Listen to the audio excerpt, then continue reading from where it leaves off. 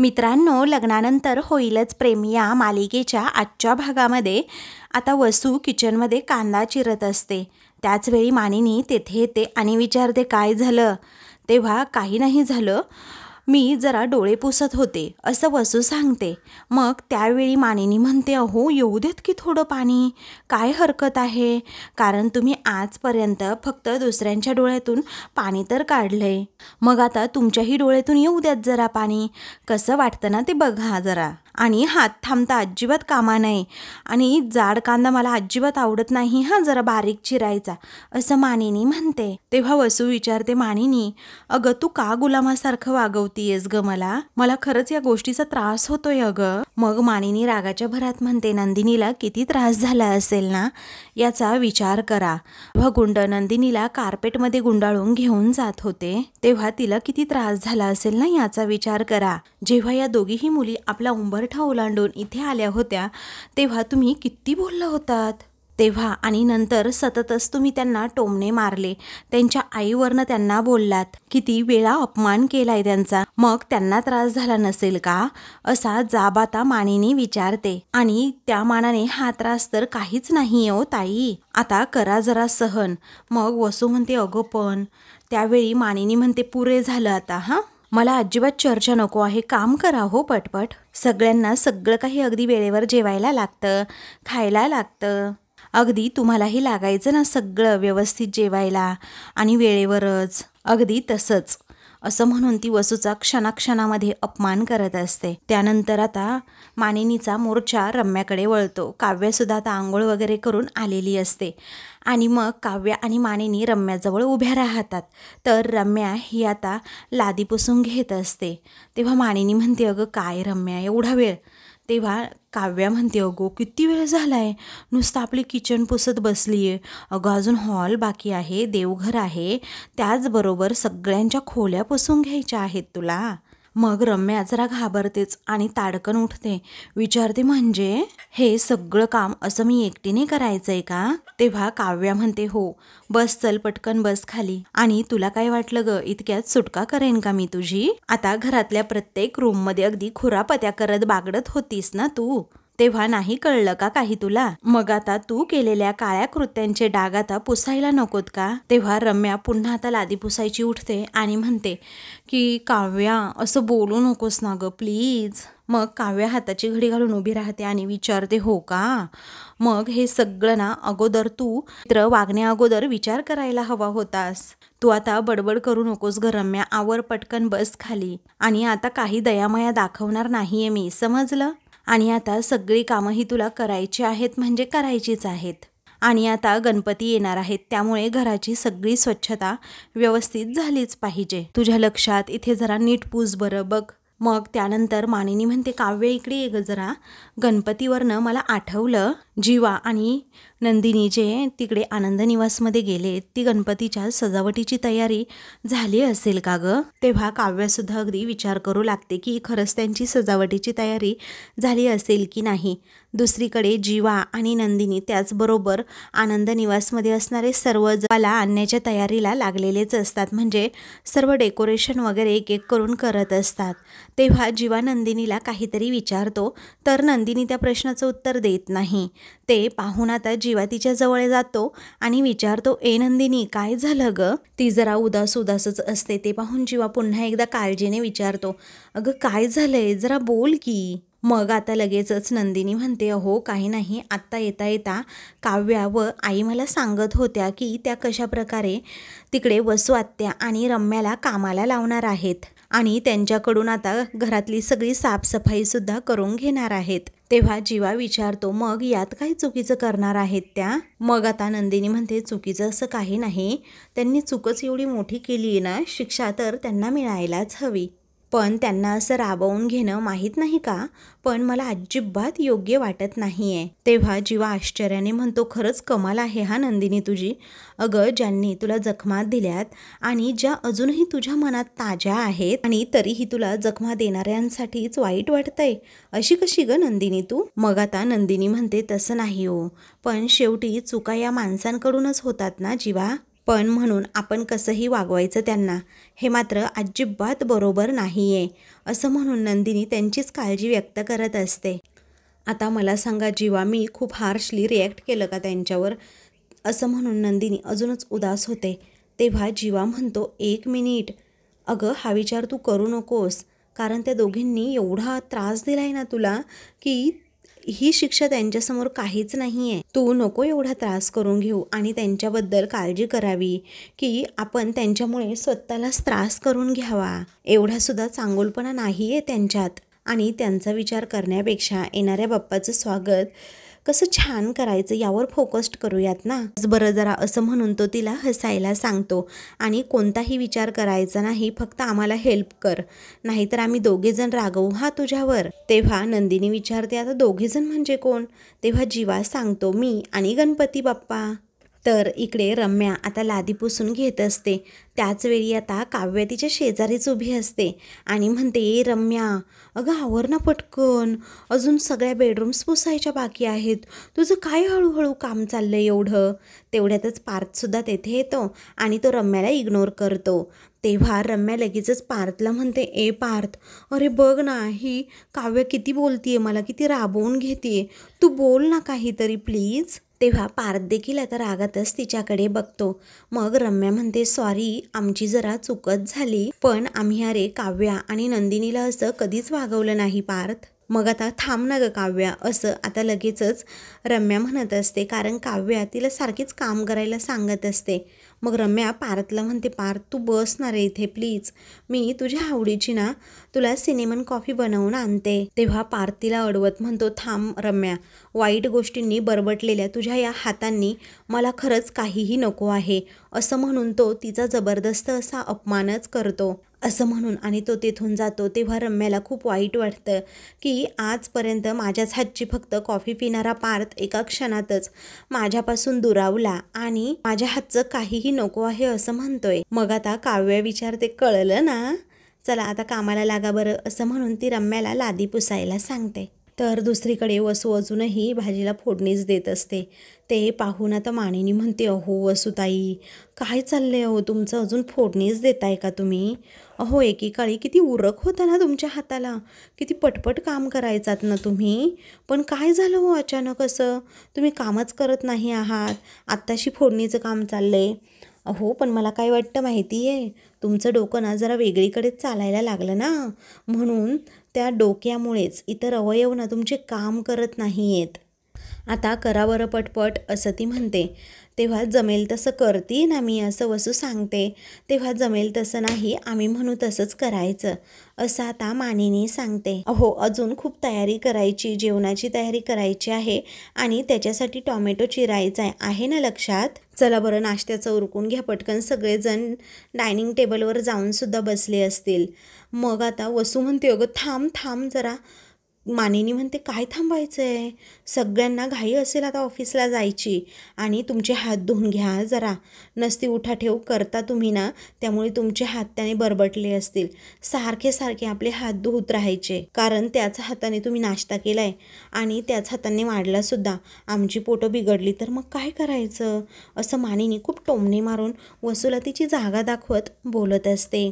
त्यावेळी आता वसू म्हणते, काय बोलतीये सगळं मानिनी तू. मग त्यावेळी मानिनी म्हणते, असंच बोलणार आहे मी, समजलं, आणि जशास तसे असं वागायला हवंच कधीतरी, आणि हे खूप उशिरा लक्षात आलंय माझ्या, असं म्हणून मानिनी आता वसूची चांगलीच खरडपट्टी काढत असते. तर इकडे रम्या लादी पुसून घेत असताना अचानक खाली घसरते आणि पडते. तिला साधं उठतासुद्धा येत नसतं. मग ती आई आई असं जोरात ओरडू लागते.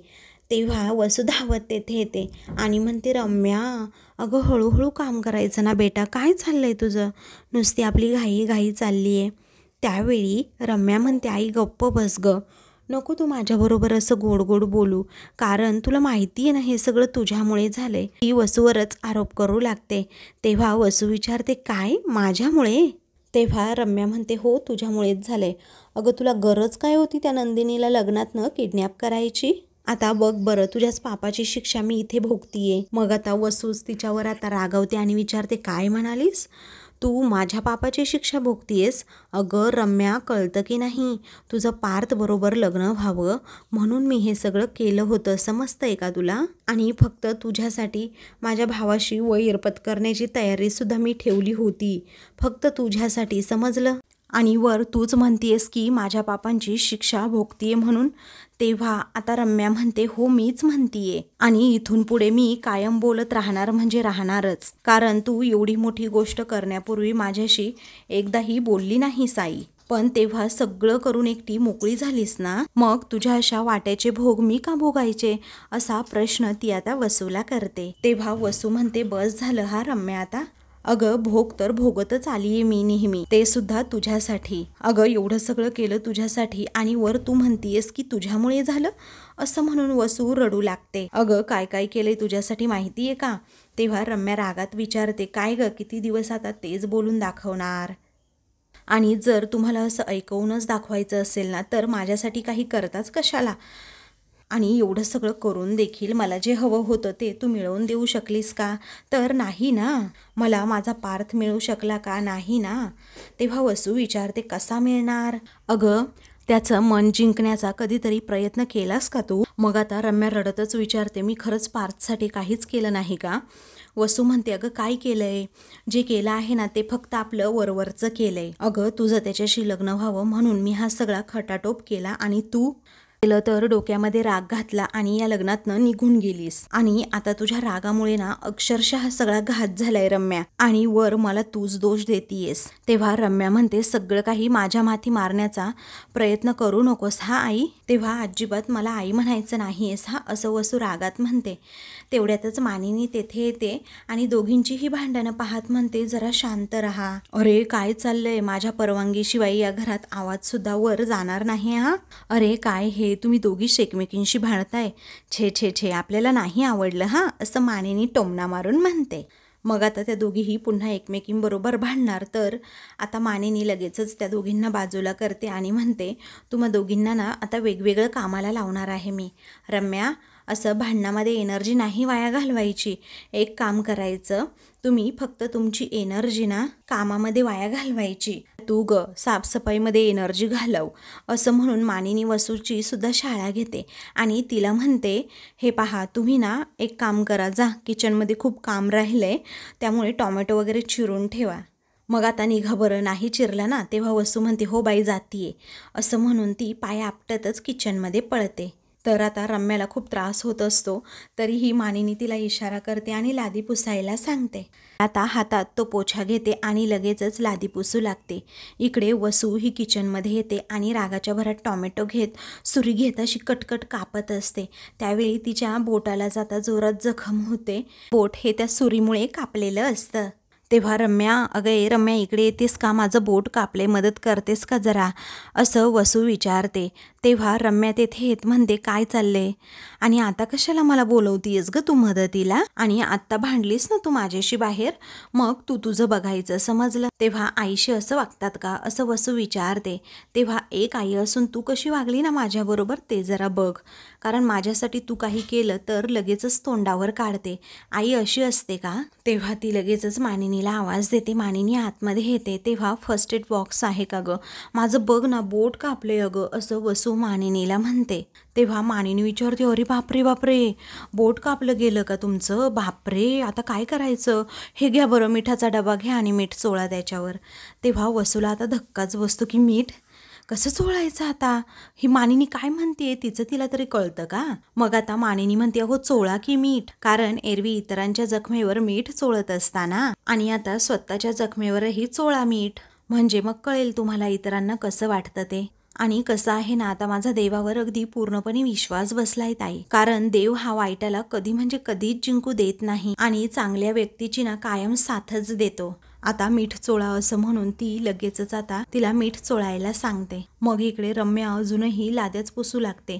तेव्हा वसू देते येते आणि म्हणते, रम्या ऐक ना गं, माझा ऐक ना.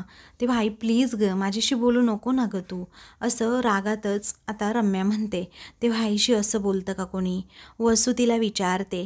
रम्या म्हणते, का आई मुलीशी कशीही वागली तरी चालतं का? तेव्हा वसू विचारते, मग तू मला नको नको ते बोलली त्याचं काय? मग आता रम्या विचारते तू नाही बोललीस का? तेव्हा वसू म्हणते रम्या अगं मी बोलले तर काय झालं, आई आहे ना मी तुझी, आणि आई जर काही बोलली एवढं तर लगेच मनावर घ्यायचं. तेव्हा रम्या म्हणते ऐक ना आई, आपण ना बोलायलाच नको आहे काही, नाहीतर उगीच पुन्हा भांडणं व्हायची आपल्यामध्ये. तू जा बरं मला काम करू देत. तरीही वसू आता म्हणते रम्या कळत नाहीये का गं? अगं मला माहिती आहे त्यांनी तुला कामाला लावले म्हणून तुला राग आलाय, पण तुला एक गोष्ट कळत नाहीये का, आपण जर असं भांडत राहिलो तर कसं होईल? आपण असंच भांडत राहिलो ना तर काय होईल माहितीये? आपल्या भांडणाचा ना ते लोक गैरफायदा घेतील. आता मला सांग हा फायदा घ्यायला हवाय का? तेव्हा रम्या म्हणते हे मला कळतंय पण तुलाच वळत नाहीये.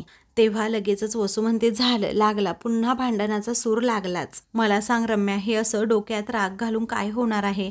फक्त आणि फक्त वाद होतील अगं आपल्यात, आणि आपण दोघीही दोन्ही दिशांना जाऊ, मग काय करायचं? आणि त्यांना ना हेच हवंय, कळतं की नाही तुला? पण मला त्यांची ही इच्छा अजिबात पूर्ण होऊ द्यायची नाहीये. मग रम्या विचारते काय करायचं आपण? मुळात त्यांच्या विरोधात आपण काहीही करायला जाऊ ना फाटक्यात पाय घालण्यासारखं आहे. तेव्हा वसू म्हणते असं नाही होणार ग रम्या. तेव्हा कसं असं रम्या विचारते. तेव्हा वसू तिला समजावते, हे बघ आपण जर का आपलं नातं तुटू दिलं नाही ना तर हे सहज शक्य आहे. हे बघ रम्या, आपल्याला जर का त्यांच्या विरोधात काही करायचं असेल ना तर आपण एकत्र असणं गरजेचं आहे, एकी असणं गरजेचं आहे. अगं मला माहितीये बाळा आता आपले दिवस ना खरंच खूप वाईट आहेत, पण तुला सांगू नियतीचे फासे उलटे पडू शकतात ना, आणि ही परिस्थिती सुद्धा बदलू शकतेच ना. आता आपल्याला फक्त आणि फक्त एक संधी हवी आहे, त्याच संधीची आपण दोघींनीही वाट बघायची, आणि एकदा का ती संधी मिळाली ना त्या संधीचं सोनं करायचं. तेव्हा रम्या म्हणते नाही नाही आई, हे बघ आपण प्रत्येक वेळी असं पेटून उठतो आणि काहीतरी करतो आणि अगदी तोंडावरच पडतो, त्यापेक्षा आपण काही करायलाच नको. तेव्हा वसू म्हणते ठीक आहे ना. तेव्हा आता वसू म्हणते की ठीक आहे आपण या घरामध्ये हे कपडे घालून असेच राबत राहू. तेव्हा नाही हा नाही आई असं रम्या म्हणते, मला नाही करायचं हे. तेव्हा वसू विचारते नाही करायचं ना, मग आता मी जे सांगते ना ते जरा ऐक. हे बघ रम्या, घरामध्ये ना गणपती येत आहेत आणि मी गणपतीकडे फक्त आणि फक्त एकच प्रार्थना करतीये, या घरातील लोकांचं ना वाटोळं होऊ देत. गणपतीमध्ये असा काही धमाका व्हायला पाहिजे ना, या चौघांमधली एकी आहे ना ती कायमची अशी दुरावली गेली पाहिजे. वसू आता वाईट विचार करू लागते. त्या दोघीही आता मनातच विचार करू लागतात की असं काय असेल जेणेकरून आपल्याला काहीतरी त्यांच्या विरोधात कुरघोडी करता येतील.